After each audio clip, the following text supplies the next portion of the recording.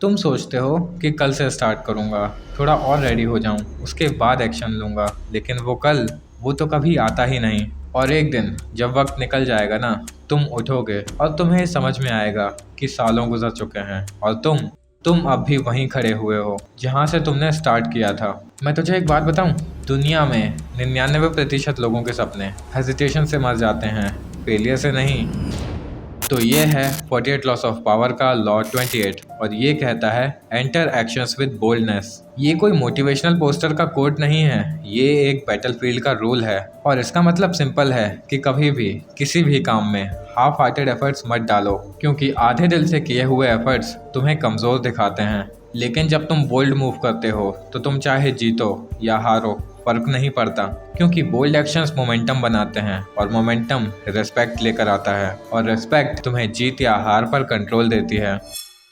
संग जिनहू, he was the weakest hunter of the mankind. लोग उसका मजाक उड़ाते थे और वो भी ये बात अच्छे से जानता था कि वो कमज़ोर है, फिर भी हर रेड में वो अपना 100% डालता था। और फिर आया डबल डंजन, वो मोमेंट जहाँ सबको मौत दिखाई दे रही थी, लेकिन वहाँ भी संग जिन्हों ने हार नहीं मानी। उसने अपना दिमाग लगाया और सबको डंजन से बाहर निकाला, लेकिन अंत में उसने खुद को सैक्रिफाइस कर दिया। और वही मोमेंट उसकी लाइफ का टर्निंग पॉइंट बन गया। उसे एक सिस्टम मिला जिसने उसे पावरफुल बनने में मदद किया, और एक दिन वो इतना पावरफुल बन गया कि जेजू आइलैंड रेड में भी उसने इतनी बोल्ड एंट्री ली कि सारे के सारे एस रैंक्स हिल गए, और एंड में उसने बैरू को भी हरा दिया। सारे के सारे एस रैंक्स को रेस्क्यू भी कर लिया और सबकी रिस्पेक्ट भी जीत लिया। और वो ऐसा इसलिए कर पाया क्योंकि वो कभी हारने से डरा नहीं। उसने अपने हर एक्शंस बिना हेजिटेशन या फियर के लिए, और उसके उन एक्शंस ने उसे शैडो मोनार्क बना दिया।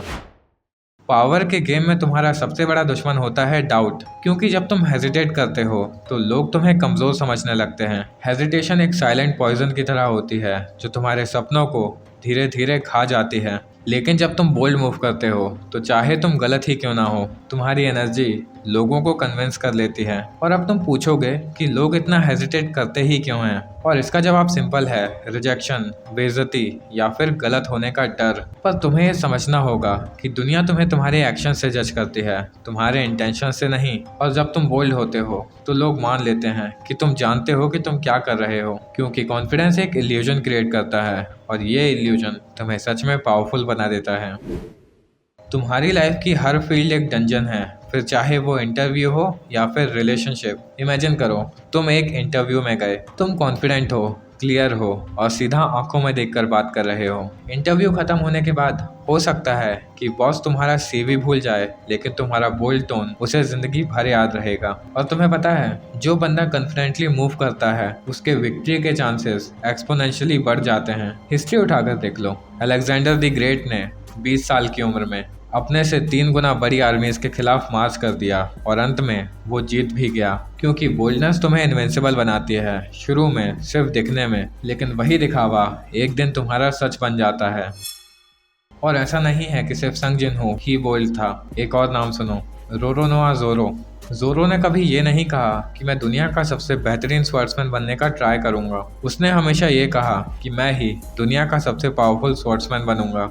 और फिर उसने हर फाइट में अपने एक्शन से अपने वर्ड्स को प्रूव किया। और तुम्हें मीहॉक और जोरो की फाइट तो याद ही होगी। गैप इतना बड़ा था कि कोई और होता तो पीछे हट जाता, पर जोरो ने डर को अपनी शील्ड बनाने के बजाय गैप को अपनी तलवार बना लिया। और वही बोल्डनेस उसकी पहचान बन गई। उसका हर कट, हर स्कार एक रिमाइंडर बन गया कि कन्विक्शन से चलने वाला इंसान एक दिन अपने आप को लेजेंड बना ही लेता है। और यही जोरो का मैजिक था, उसने सिर्फ तलवारों से नहीं, अपने इरादों से रिस्पेक्ट जीती। और आज जब तुमने ये वीडियो देख लिया है तो तुम्हारे पास 2 रास्ते हैं। पहला, हेजिटेट करो, वेट करो, ओवरथिंक करते रहो और देखो कि कैसे तुम्हारा सपना किसी और की रियलिटी बनता है। और दूसरा, बोल्ड कदम उठाओ और अपने सपनों को अपनी रियलिटी बना लो। और वीडियो पसंद आया हो तो लाइक करना बिल्कुल मत भूलना, और कमेंट में बताओ कि तुम्हें क्या लगता है, संग जिनहो और जोरो में से कौन सबसे ज़्यादा बोल्ड था। और सब्सक्राइब करके बेल आइकन को दबाना बिल्कुल मत भूलना, ताकि अगले वीडियो का नोटिफिकेशन सबसे पहले तुम्हारे पास आए। और ये तो बस शुरुआत है, कल्ट का हिस्सा बन जाओ और आने वाले लॉस तुम्हें और भी ज़्यादा खतरनाक मिलेंगे।